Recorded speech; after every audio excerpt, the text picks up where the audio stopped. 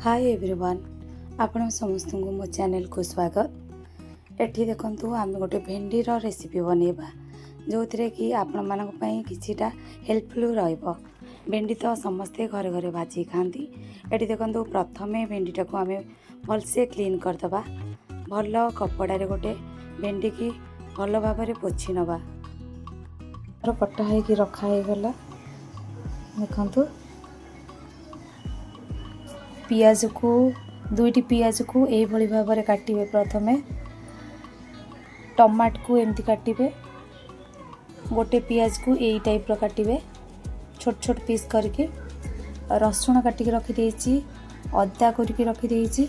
हमर चाट मसाला, हमर आमचूर पाउडर जोटा कि भेंडी रे पकेइले बहुत टेस्टी लगी थाए आ चटपटा लगी थाए, खट्टा अंश भी आसी थाए। एटा आपण माने पकेकी थरे ट्राई करो। चलंतु एबे स्टार्ट करिबा रेसिपी। कड़ाई रे तेल गरम हो जाइछि। पियाज और भेंडी को एका संगे पकई देबा। ताकू भाजी चलिबा तार लाल अंश कटिला पर्यंत। लाल अंश कटि गला परे अलगा एक जगह रे काढ़ी की सेही सेम कड़ाई रे कि सोरिष और जीरा पकई देली। पियाज को पकईकी ताको मिक्स कर देली। देखंतु ये अदा रसुण कटा पकईदेली।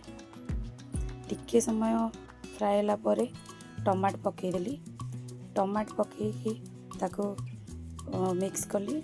मिक्स कला परे टिके 5 मिनट फ्राए कला परे ये आमचूर पाउडर, हलदी, लुण, लंका, धनिया गुंड, चाट मसाला सब पकईदेली।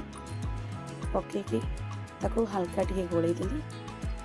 भल भाव में मसला सहित मिक्स करदेवे।